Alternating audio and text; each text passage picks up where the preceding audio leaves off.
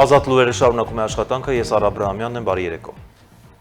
Այսօր Հայաստանում նշվում է քաղաքացու օրը, ոստիկանությունից էլ հիշեցնում են, որ քաղաքացու օրվան նվիրված միջոցառումների մասնակիցների անվտանգությունն ապահովելու նպատակով մինչև ապրիլի 26-ի ժամը 5-ը սահմանափակված կլինի երթևեկությունը Ամիրյան փողոցում, Աշտոցի պողոտայի խաչմերուկից մինչև Հանրապետության հրապարակ։ Փակ կլինեն նաև Հանրապետության հրապարակ տանող բոլոր փողոցները։ Տոնի առիթով Երևանում եւ մարզերում կազմակերպվել են փառատոներ, հանրային տարբեր միջոցառումներ։ Պաշտոնյաների գնահատմամբ օրվա խորհուրդը քաղաքացու դերի ընտրության իրավունքի, ազատ կամքի եւ պետության նկատմամբ պատասխանատվության ընդգծումն է։ Ապրիլի 25-ին Հայաստանի Հանրապետությունում նշվում է քաղաքացու օրը։ Տոնի առիթով Երևանում եւ մարզերում կազմակերպվել են փառատոնային միջոցառումներ, հանրային ծրագրեր, համերգներ եւ տարբեր տոնական միջոցառումներ։ Պաշտոնյաների գնահատմամբ օրվա հիմնական խորհուրդը քաղաքացու դերի, ազատ կամքի, ընտրության իրավունքի եւ պետության հանդեպ պատասխանատվության ընդգծումն է։ Օրվա առիթով Երևանում կազմակերպվել էր փառատոն, որին մասնակցում էին նաեւ պաշտոնյաները։ Ազգային ժողովի նախագահ Ալեն Սիմոնյանի խոսքով այս տոնը առաջին հերթին քաղաքացու գիտակցության սեփական երկրում որոշող եւ պատասխանատու լինելու ընկալման մասին է։ Դա քաղաքացու գիտակցության, քաղաքացու իր երկրի նկատմամբ սեփականատեր որոշող ղեկավար լինելու մասին է եւ կարծում եմ վաղուց պետք է նման տոն ունենենք, ցավում եմ, որ 18 թվականի հեղափոխությունից հետո այդ բանը տեղի ունեցավ, այդ գիտակցությունը կարծում եմ քաղաքացի լինելու այլևս մեր ժողովրդի մեջ կա, որովհետև բոլորը ասում են, ես սենց բանի իրավունք ունեմ,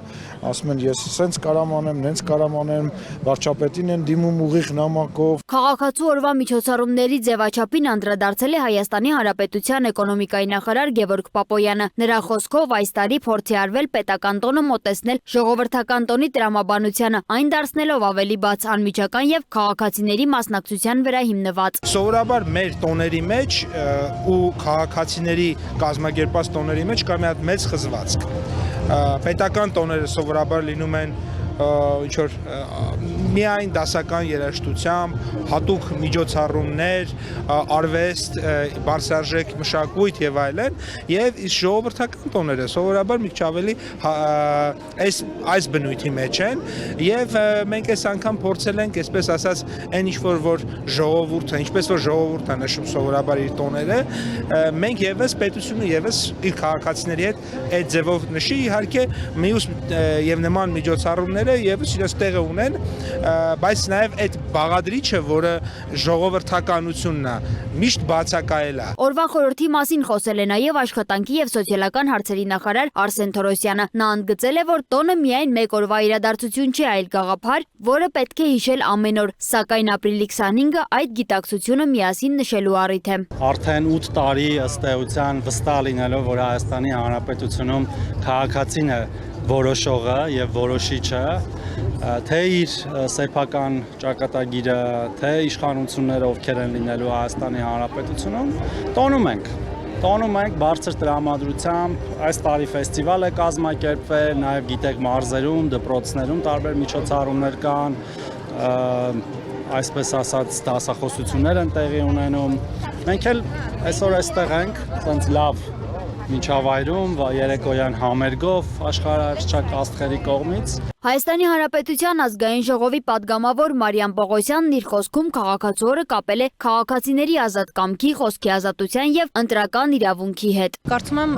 շատ կարևորագույն տոներից մեկն է քաղաքացու օրը, որովհետեւ այս օրը նաեւ խորհրդանշում է այն, որ Հայաստանի Հանրապետության քաղաքացին տեր կանգնեց իր երկրին։ Եվ ես վստահ եմ, որ Հայաստանի Հանրապետության քաղաքացին հետքայլ չի անելու երբեք, այն ինչը որ ինքը ձեռք է բերել, այն խոսքի ազատությունը, ժողովրդավարությունը անգնահատելի է եւ պետք է շատ խնամքով պահպանել։ Լոռու մարզպետ Արեն Մկրտչյանը քաղաքացու օրվա խորհուրդը դիտարկել է ամենօրյա աշխատանքի եւ երկրի զարգացման համատեքստում։ Նրա խոսքով տոնը ոչ միայն միջոցառումների շարք է, այլև հիշեցում, որ երազանքների Հայաստանը կառուցվում է հետևողական աշխատանքով։ Մարզերում էլ նշում ենք, ես Լոռիում եի առավոտյան, մարզից եմ գալիս եւ այո, կարծում եմ պոզիտիվ ուրախ տրամադրություն պետք է թևածի ամբողջ երկրում այսօր։ Իսկ Լոռիում ինչ միջոցառումներ են կազմակերպել։ Բոլոր համայնքներում տարատեսակ միջոցառումներ ունենք, նաեւ համայնքային ոչ առևտրային կազմակերպությունների ներգրավմամբ, տարբեր խմբեր, տարբեր տոնակատարություններ, միջոցառումներ, խորոված տարբեր համայնքներում այդպես։ Փառատոնային միջոցառումներին ակտիվ մասնակցում էին նաև քաղաքացիները։ Նրանցից շատերը նշում էին, որ գոհ են կազմակերպված ծրագրերից, տոնական մթնոլորտից եւ այն հնարավորություններից, որ կարող են ընտանիքներով մասնակցել միջոցառումներին։ Օրվա կապակցությամբ կասեմ, թող միշտ ուրախ լինեն, խաղաղությունը ամրացնեն, երջանիկ ապրեն, աշխատեն, ապրեն, ուրիշ ոչ մի բան։ Ծաղկել է, բարգավաճել է մեր Հայաստանը։ Ամեն հիվանդ հիմա բուժվում է անվճար, ամեն ինչ է լավ։ Հիմա ուզում եմ, որ Նիկոլ Փաշինյանին տեսնեմ, մի հատ գրկեմ ու շնորհավորեմ մեր ժողովրդի տոնի արդի։ Ճիշտն ասած, ապշած եմ։ Թողսեց լավ բաներ շատ լինի մեր ազգի համար, որ ուրախանանք, իրար տենանք, ինչ ասեմ, ամենայն լավը։ Սոնա Գիշյան, Տիգրան Ղազարյան, Free News, Ազատ լուրեր։ Անդրադառնանք այլ թեմաների հայոց ցեղասպանության 111-րդ տարելիցի արդիվ Ֆրանսիայի վարչապետ Սեբաստիան Լեկորնյուն ելույթ է ունեցել Մարսելում, որտեղ ընդգծել է Ֆրանսիայի մշտական աջակցությունը Հայաստանին ու հայ ժողովրդին։ Նա նշել է, որ Հայաստանը շարունակելու է գոյատևել։ Լեկորնյուի խոսքով Ֆրանսիան մշտապես եղել է Հայաստանի կողքին, ճանաչել է հայոց ցեղասպանությունը եւ հոգում պահել նրա հիշատակը, ինչպես դա անում են այսօր Մարսելում։ Նա նաև ընդգծել է, որ Ֆրանսիան շարունակելու է աջակցել Հայաստանին ոչ միայն դիվանագիտական, այլև ռազմական տեսանկյունից։ Հայաստանը գոյատևել է եւ կգոյատևի։ Ֆրանսիան միշտ նրա կողքին է։ Բարեկամ երկրի ինքնիշխանությունը չի քննարկվում։ Ֆրանսիան աջակցում է Հայաստանին դիվանագիտական, արդեն նաև ռազմական առումով։ Ֆրանսիական զենքերը կանոնավոր կերպով ուղարկվում են Հայաստան, որպեսզի երկիրը կարողանա պաշտպանվել։ Ֆրանսիան անընդհատ տրամադրում է զենքեր Հայաստանին, ապահովելու նրա ինքնապաշտպանությունը, իսկ ֆրանսիացի զինվորներն օգնում են հայկական բանակին Հայաստանում։ Նշել է նա, շեշտելով Ֆրանսիայի աջակցությունը Հայաստանին ոչ միայն բարեկամության, այլև պատմական կապերի արդյունք է։ Ապրիլի 24-ին լրանում է հայոց ցեղասպանության 111-րդ տարելիցը, հարգանքի տուրք մատուցելով 1.5 միլիոն հայերին, որոնք սպանվել են Օսմանյան կայսրության կողմից ժամանակակից Թուրքիայի, Սիրիայի եւ Հայաստանի տարածքում, մենք պետք է թույլ չտանք պատմության կրկնությունը, այս մասին էլ հայտարարել է Նյու Յորքի քաղաքապետ Զոհրան Մամդանին։ 2020 թվականին Ադրբեջանի եւ Թուրքիայի ռազմական ուժերը հարձակվեցին Լեռնային Ղարաբաղի հայ բնակչության վրա։ 2023 թվականին Ադրբեջանը Լեռնային Ղարաբաղից արտաքսեց ավելի քան 100,000 հայերի, շարունակելով ցեղասպանական արշավը, որը սկսվել էր ավելի քան 100 տարի առաջ։ Հիշատակի այս օրը մենք վերահաստատում ենք հայ ժողովրդի եւ բոլոր ժողովուրդների ազատության, անվտանգության եւ ինքնորոշման իրավունքը, նշել է նա։ Թողարկման այս հատվածում ցեղասպանագետ Անի Ոսկանյանի հետ քննարկել եմ հայոց ցեղասպանությանը վերաբերող բացառիկ թեմաներ եւ անդրադարձել ենք ուշագրավ մի շարք հարցերի։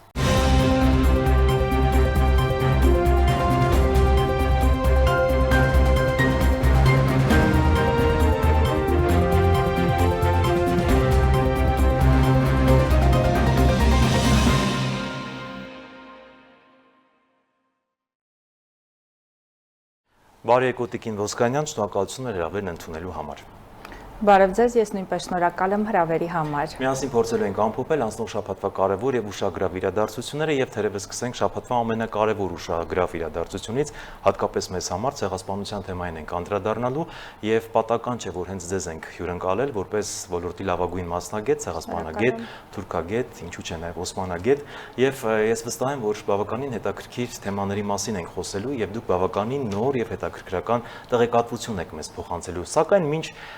անդրադառնանք բուն ցեղասպանության 111-րդ տարելիցին, ես կցանկանայի մեր հարցազրույցը կառուցենք ոչ թե նրա վրա, որ մեզ մորթեցին, սպանեցին մատաղացու գառների պես, այլ որ մենք հայերս ունեցել ենք բավականին լուրջ կապիտալ Օսմանյան Թուրքիայում, բավականին լուրջ ներգրավվածություն Օսմանյան բանակում, բավականին լուրջ դերակատարում ենք ունեցել նրանց տնտեսության զարգացման վրա եւ դա հենց չներվեց հայերին եւ դրա համար տեղի ունեցավ այն, ինչ տեղի ունեցավ։ Նախ սկսենք ամենասկզբից, ովքեր են հայերը Օսմանյան Թուրքիայում։ Ովքեր էին հայերը Օսմանյան կայսրությունում։ Հետաքրքիր է, բայց շարունակական բռնաճնշումների, ամենօրյա հափշտակությունների, առևանգումների մեջ հայերը կարողացան ստեղծել կայուն տնտեսություն եւ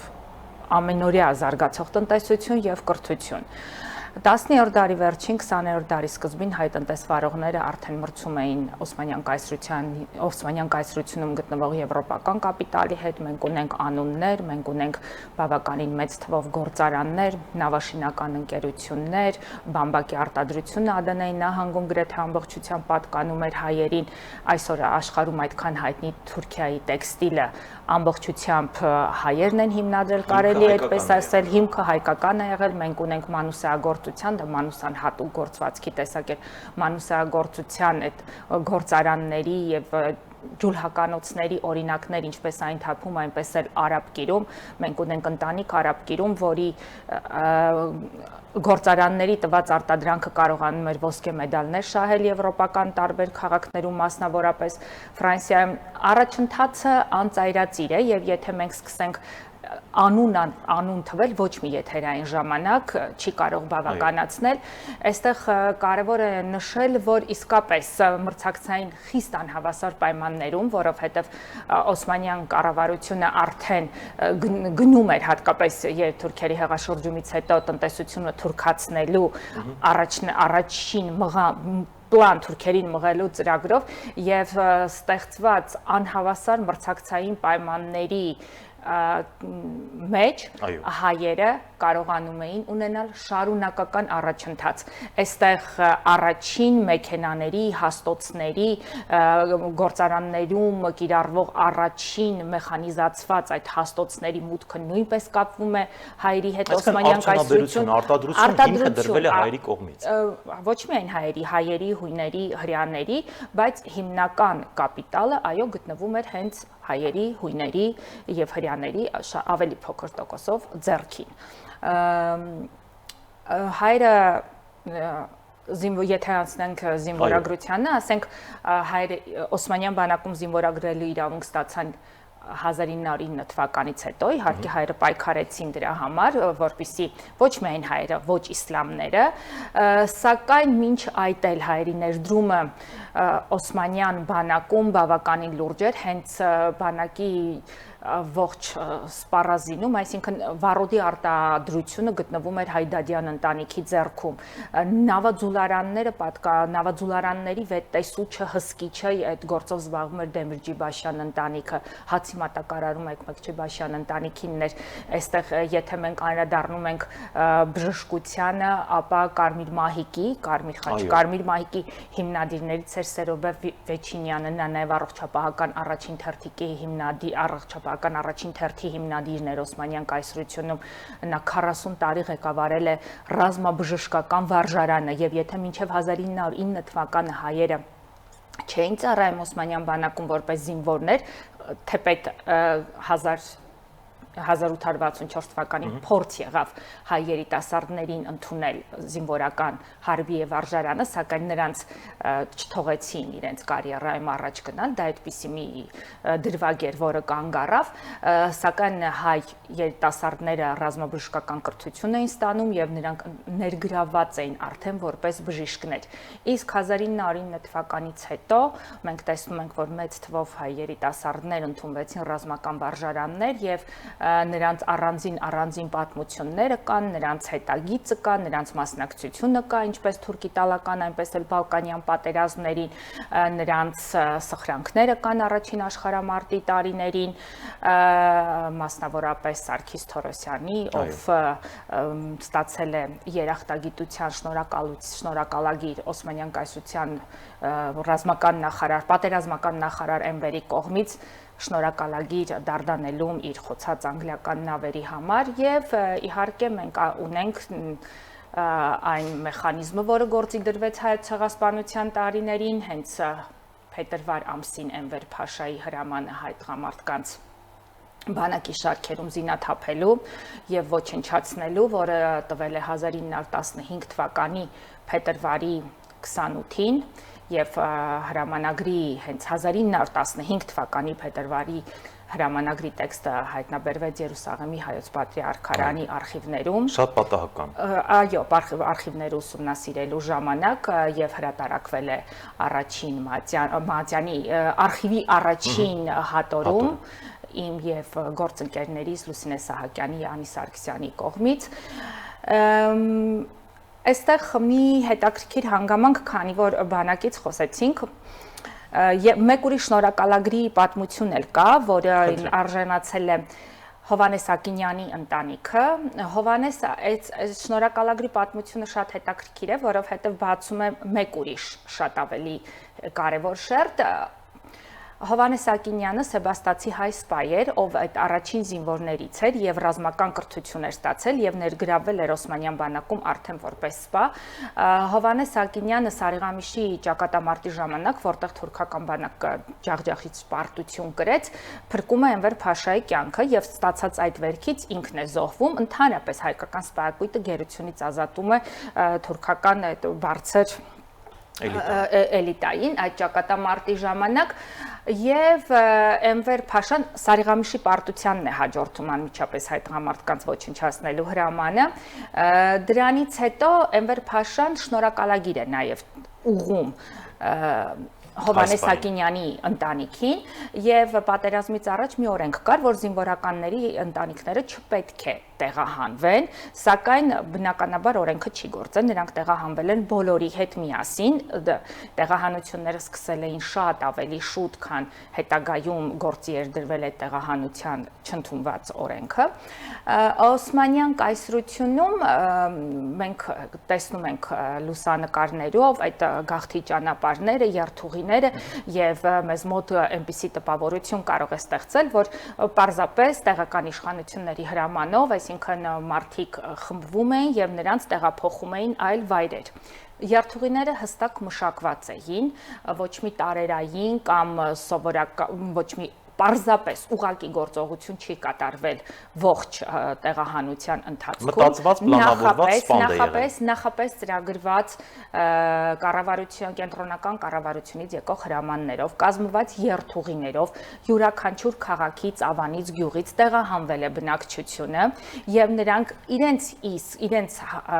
համար նախանշված անգամ քարավաններն են կազմվել հերթականությամբ, թե որ քաղաքի բնակչությունը ինչպիսի հերթական պետք է տեղահանության ենթարկվի եւ տեղահանության առաջին քարավանները հիմնականում կազմվել են տեղի առավել ունևոր կամ առավել հայտնի ուսյալ մարդկանցից եւ այդ երթուղիներով գնացող քարավանները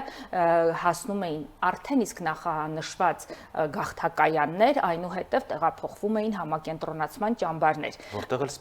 որտեղ էլ տեղեր ունենում նրանց վերջնական սպանությունը, սպանդը։ Եվ այս երթուղիների մասին հենց փաստում է, այսինքն ճշգրիտ իրականացվող գործընթացի մասին նաև հենց այս Էնվերի տված շնորհակալագրերից մեկը, որը իր կյանքը փրկելու համար նա տալիս է Հովհաննես Ակինյանի ընտանիքին,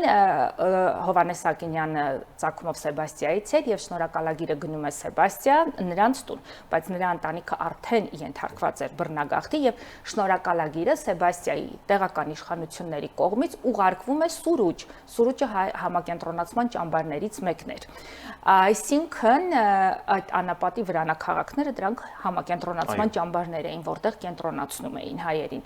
Ուրեմն, այսինքն կառավարությունը հստակ իմացել է ոչ միայն, որ Սեբաստիայից տեղահանված տվյալ ընտանիքը եւ Սեբաստիայից տեղահանված մյուս ընտանիքները արդեն հասել են Սուրուջ, այլ նաեւ իմացել է, որ ընտանիքի անդամները ողջ են, որովհետեւ սպանվածների, հիվանդների տվյալները նույնպես ամենօրյա ճշգրտությամբ հաղորդվում էին ինչպես տեղական, այնուհետև տեղական կառավարությունից կենտրոնական կառավարությանը։ Այսինքն, Տիկին Ոսկանյան, կարող ենք ասել, սա շատ մանրակրկիտ, մանրազնին, միկրոսկոպիկ աշխատանք էր, որ ամեն դետալ մտածված էր, ամեն ինչ արված էր հայերին վերացնելու համար։ Տեսեք, Տիկին Ոսկանյան,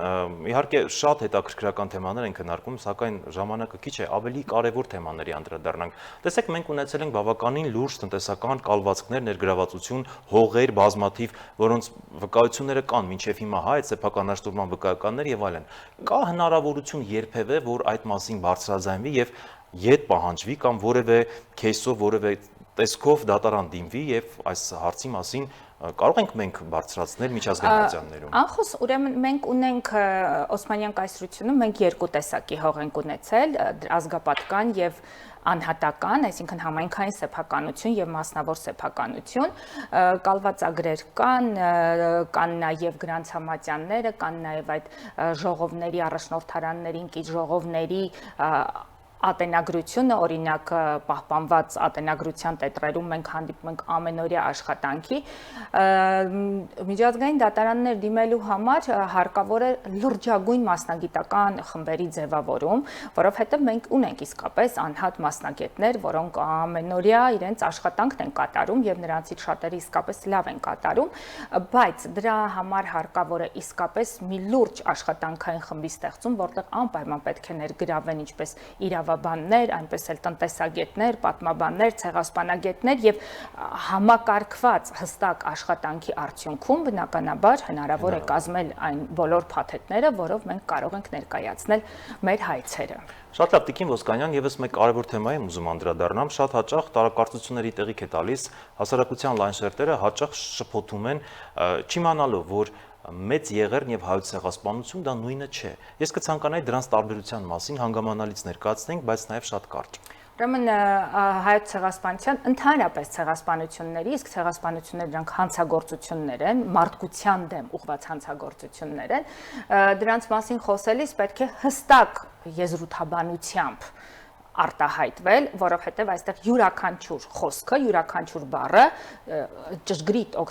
բառի ճշգրիտ օգտագործումը չափազանց կարևոր է, որովհետև հատկապես մասնագիտական դաշտում, հատկապես մասնագետների կողմից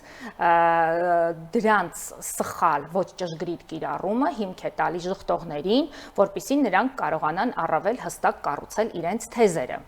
Մեծ եղերն եզրույթը ընդունված է մեր մեջ եւ որպես այդպիսին երբևէ տարակուսելու առիթ չի տվել շատ ու շատ հայ մասնագետներ, ինչպես նաև հայ ցեղասպանությունը վերապրողները իրենց հետ տեղի ունեցած հանցագործությունը սկզբնական շրջանում հենց այդպես էլ բնութագրել են։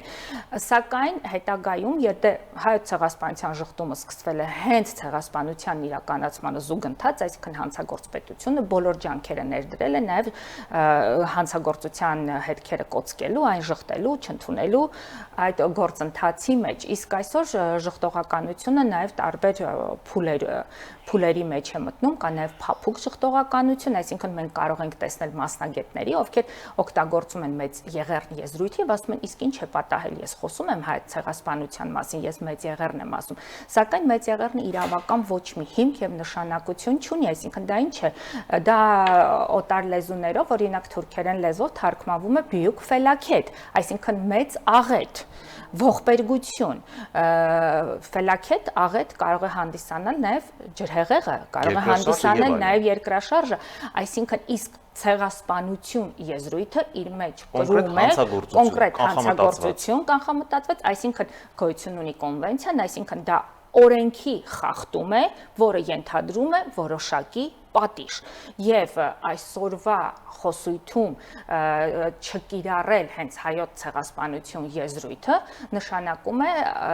հիմք տալ փափուկ ժխտողականությանը, որպիսի մեզ հետ տեղի ունեցած հանցագործությունը կարողանա որակել ոչ իրավաբանական եզրույթներով, որն էլ հենց մեծ եղերն է։ Եվ փորձենք ամփոփել շատ կարճ, 1 րոպե ժամանակ ունենք Տիկին Ոսկանյան։ Ես կցանկանայի նաև խոսենք այն մասին, կրկին նշում եմ ներողություն խնդրելով շատ կարճ, որովհետև ժամանակը քիչ է, այն մասին, որ հայերը նաև ինքնապաշտպանվել են եւ այդ ջարդի ճանապարհին համախմբվել են եւ մեկը մյուսին աջակցել է, այնպես չի եղել, որ հոտի նման տարել եւ սպանել են։ Բոլորովին, օրինակ ինքնապաշտպանվել են, այո, իսկապես եւ դա շատ կարևոր հանգամանք է, որովհետեւ յուրաքանչյուր մարդ, յուրաքանչյուր ժողովուրդ իր իսկ հայրենիքում ապրելու եւ արարելու կյանքի իրավունք ունի։ Բացի այդ եղել է նաեւ հենց այդ մարդկային, այդպիսի մի եզրույթ կա, մարդասիրական դիմադրություն, երբ համակենտրոնացման ճամբարներում էին հայերը իրար օգնում եւ օժանդակում, բացի այդ ես ուզում եմ նաեւ առիթից օգտվելով մի շատ կարեւոր հանգամանքի մասին էլ նշել, որ դեռևս մինչեւ առաջին համաշխարհային պատերազմը, դեռևս մինչեւ 1915 թվականը հայ ազգային քաղաքական գործիչները ամենօրյա հայոց պատրիարքարանը, պատրիարքարանին կից վիճակներ, առաջնորդարաններում գտնվող մյուս գործիչները ամենօրյա պայքար են տարել, այսինքն այնպես չի եղել, որ կապը խզված է եղել եւ հստակ ոչ ոք չի չի իմացել ինչ է կատարում Գավառում կամ մայրաքաղաքում, կապը եղել է մշտական, պայքարը եղել է մշտական, Գավառի Արևմտյան Հայաստանից տեղեկագրերը հստակ հասել են Կոստանդնուպոլսի հայոց պատրիարք Արամ, պատրիարքը դիմել է հայերի տարբեր հարցերով Օսմանյան կառավարությանը, այսինքն հայ ազգային գործիչները ցուցաբերել են զգոն եւ հստակ գործելավոճ ու պահվածք եւ այդ անտեղյակության կամ պարզապես կոտորվելու ոչ փաստերը եւ թեմայի մանրամասն ուսումնասիրությունը մեզ տալիս էլ բոլորովին այլ պատկեր, մենք հանդիպում ենք ազգասեր, հայրենասեր, նվիրյալ բազմաթիվ մարդկանց այդ ազգային գործիչների շարքում մենք հանդիպում ենք նորից շատ խիզախ մարդկանց սովորական ժողովրդի շարքերում, որոնք այդ ցեղասպանության տարիներին, երբ մի հսկա պետություն էր միացել մեր դեմ, ցուցաբերել են ամենօրյա խիզախություն եւ ապրելու, վերապրելու գոյություն ունենալու հստակ որոշում են կայացրել։ Շնորհակալ եմ հանգամանալից ներկայացնելու համար։ Ես նույնպես շնորհակալ եմ։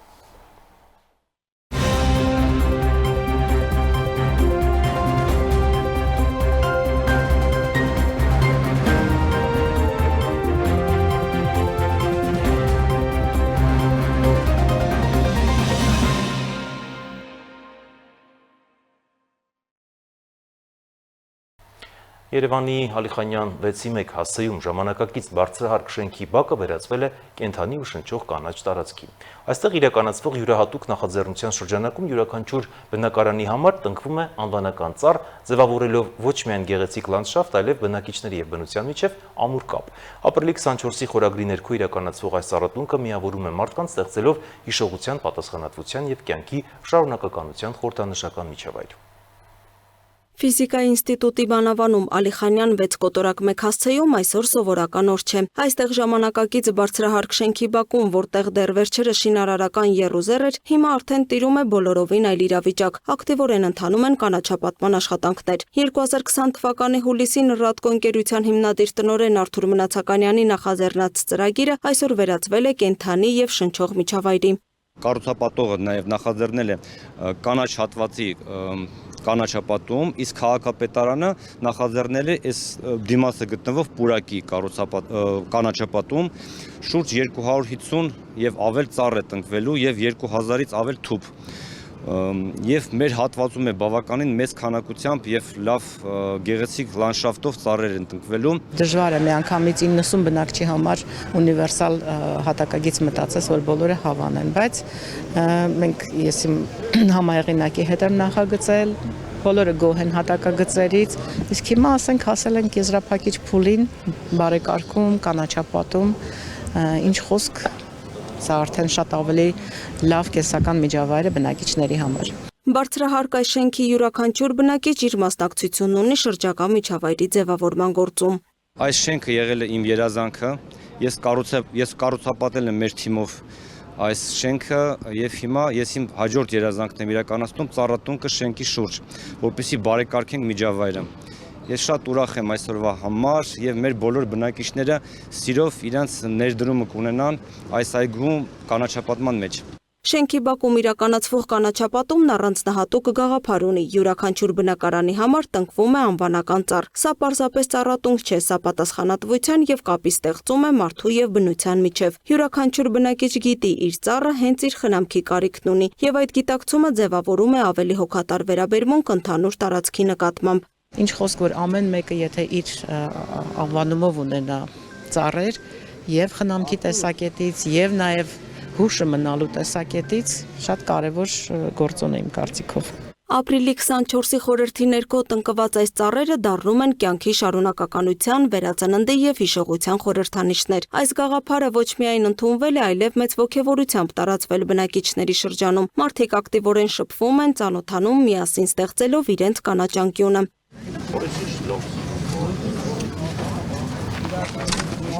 Այս նախաձեռնությանը միացել է նաև քաղաքապետարանը, շենքի դիմացի հատվածում նույնպես ընթանում են ծառատունկի աշխատանքներ, որոնց անձամբ մասնակցում է Երևանի քաղաքապետ Տիգրան Ավինյանը։ Կոնկրետ այս տեղի օրինակով տեսնում ենք, որ բնակիչները նույնպես միացել են ծառատունկին, միացել են ֆիզիկապես, միացել են նաև նրանով, որ իրենք էլ ծառեր են բերել տնկելու համար եւ բավականին լավ ծառեր են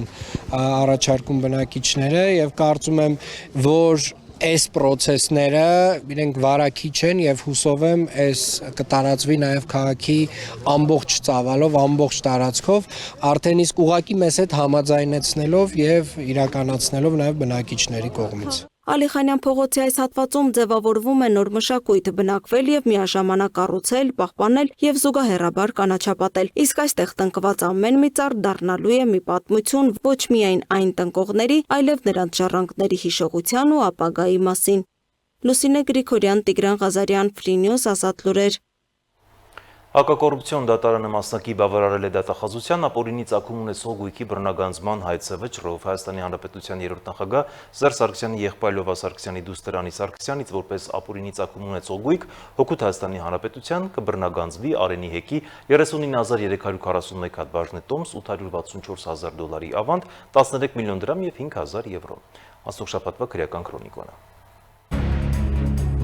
Ազգային ժողովի նախագահ Ալեն Սիմոնյանը դիմել է դատարան պահանջելով Միքայել Մարգարյանից ներողություն խնդրել նաև 1 միլիոն դրամ փոխհատուցում վիրավորանքի համար։ Հայցադիմումի պատճառը եղել է մարտի 26-ին Ազգային ժողովի շենքի մոտ քաղաքացու արված հայտարարությունները։ Հայցը մակագրվել է Երևանի քաղաքացիական դատարանի դատավոր Անի Աթանեսյանին։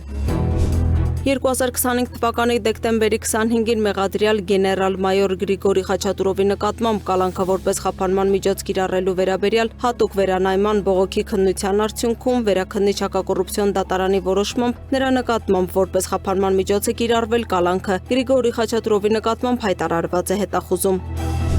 Դանակահարվել է 8 համարի երթուղայինի վարորդը ներքին գործերի նախարարությունը մանրամասներ է ներկայացրել Երևանի Հալաբյան փողոցում 8 համարի երթուղայինի վարորդին դանակահարելու դեպքի առնչությամբ, ըստ որի նախնական տեղեկություններով վեճ է ծագել ուղևորի եւ վարորդի միջև։ Ուղևորը եղել է ոչ սթափ վիճակում եւ դանակով հարված է հասցրել վարորդին։ Երթուղայինի վարորդը տեղափոխվել է հիվանդանոց, նրան վիրահատել են։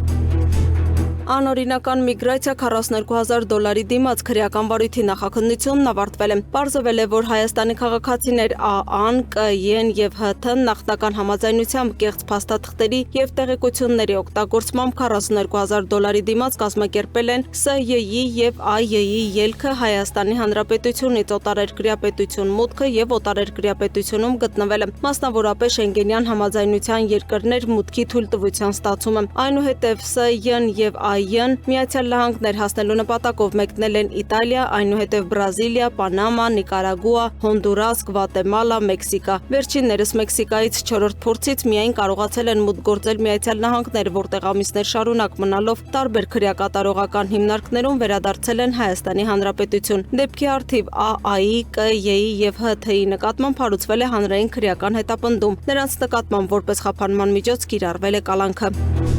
Հակակոռուպցիոն կոմիտեի նախագահը խոսելով Աննա Հակոբյանի ղեկավարած հիմնադրամի ենթադրյալ խախտումների մասին ասել է, որ քրեական վարույթ չունեն։ Մենք ունենք գործեր, որոնք իրացվում են, հրապարակվում են ձեր նշած դեպքով, մենք քրեական վարույթ չունենք։ Ծիծեռնակաբերդի հուշահամալիրում լրագրողներին ասել է Արթուր Նահապետյանը։ Հավաքին մասնակցելու նպատակով նյութապես շահագրգռելու դեպքի առթիվ նախաձեռնվել է քրեական վարույթ, կատարվում է նախաքննություն։ Այս մասին հայտնել են Հայաստանի քննչական կոմիտեից, նշենք, որ համացանցում տեսանյութ է տարածվել։ Դրա մասին հաղորդում է ստացվել քննչական կոմիտե, որի վերաբերյալ քրեական վարույթ է նախաձեռնվել։ Մարզահամերգային համալիրին հարող այգու տարածքում ծիծեռնակաբերդ տանող ճանապարհին հայտնաբերվել է քաղաքացու դի։ Ըստ տեղեկությունների քաղաքացին հանկարծամահ է եղել։ Ուկրաինայի նախագահ Վլադիմիր Զելենսկին աշխատանքային այցով Ադրբեջանում է։ Զելենսկին իր ադրբեջանցի պաշտոնակցի հետ Գաբալայում կայացած հանդիպման առաջարկել է Ուկրաինայի եւ Ռուսաստանի միջև բանակցություններն անցկացնել Ադրբեջանում։ Իր հերթին Ալիևը խոսել է Կիևի հետ հարաբերությունների կարևորության մասին, նշելով, որ երկու երկրների գործակցությունը շատ ամուր քաղաքական հիմք ունի։ Ադրբեջանը եւ Ուկրաինան բոլոր միջազգային կազմակերպություններում փոխադարձաբար աջակցում են եւ կաջակցեն երկրների ինքնիշխանությանն ու տարածքային ամբողջականությանը, նշել է Ադրբեջանի նախագահը։ Նա նաեւ նկատել է, թե ռազմաարդյունաբերական համալիրը զարգանում է Ադրբեջանում եւ Ուկրաինայում եւ ընդհանուր առմամբ արդյունաբերական ոլորտում կան շատ լավ հնարավորություններ համատեղ արտադրության համար։ Միջազգային նորությունները տեսաշարով։ Ուկրաինան եւ Ռուսաստանն իրականացրել են ռազմագերիների փոխանակում 193-193-ի դիմաց։ Ռուսաստանի Դաշնության պաշտպանության նախարարության տվյալներով վերադարձված ռուս զինծառայողները ներկայումս գտնվում են Բելարուսում, որտեղ ստանում են հոգեբանական եւ բժշկական օգնություն, ապա կտեղափոխվեն Ռուսաստան բուժման եւ վերականգնման համար։ Ուկրաինայի նախագահ Վոլոդիմիր Զելենսկին հայտնել է, որ վերադարձած ուկրաինացիների թվում կան զինվորներ, սահմանապահներ եւ ոստիկաններ։ Նրանց մի մասը վնասվածքներ է ստացել, իսկ մյուսների նկատմամբ Ռուսաստանում քրեական մեղադրանքներ են ներկայացվել։ Փոխանակման կազմակերպման գործում ըստ հաղորդագրությունների միջնորդել են Ամերիկայի Միացյալ Նահանգները եւ Արաբական Միացյալ Էմիրությունները։ Իսրայելի վարչապետ Բենյամին Նեթանյահուն հայտարարել է, որ հիանալի զրույց է ունեցել Ամերիկայի Միացյալ Նահանգների նախագահ Դոնալդ Թրամփի հետ։ Նրա խոսքով Թրամփը շարունակում է ուժեղ ճնշում գործադրել Իրանի վրա, թե տնտեսական, թե ռազմական մակարդակով։ Նեթանյահուն նաև նշել է, որ սկսել է Իսրայելի եւ Լիբանանի միջև պատմական խաղաղության հասնելու գործընթացը, սակայն նրա պնդմամբ Հեզբոլահը փորձում է խափանել այդ զարգացումը։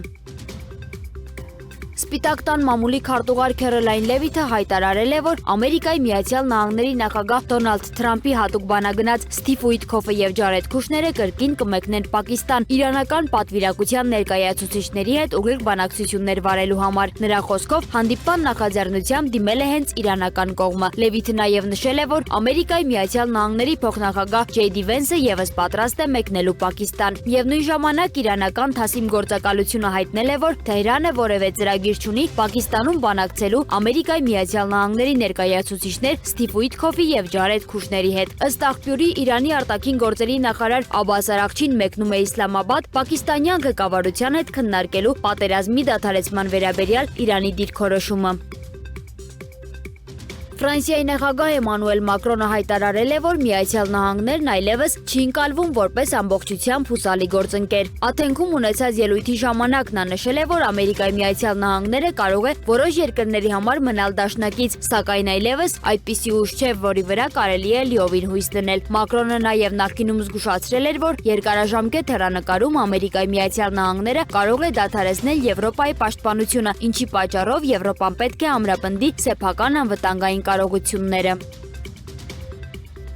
Սիրիայի նախագահ Ահմեդ Ալ-Շարան կոչ է արել Եվրամիության անդամ երկրներին վճռական դիրքորոշում որդեգրել Իսրայելի նկատմամբ եւ դադարեցնել վերջիններիս հարձակումները Սիրիայի տարածքի վրա։ Կիպրոսում ԵՄ ոչ պաշտոնական գագաթնաժողովից հետո նա հայտարարել է, որ Եվրոպայի անվտանգությունը սերտորեն կապված է Մերձավոր Արևելքի կայունության հետ։ Ալ-Շարայի խոսքով Իսրայելի գործողությունները խաթարում են տարածաշրջանում անվտանգության եւ կայունության հաստատման ջանքերը, ուստի ԵՄ-ն պետք է պատասխանատվություն կրի այդ խախտումները դադարեցնելու հարցում։ Այսքան այժմի համար ցտեսություն։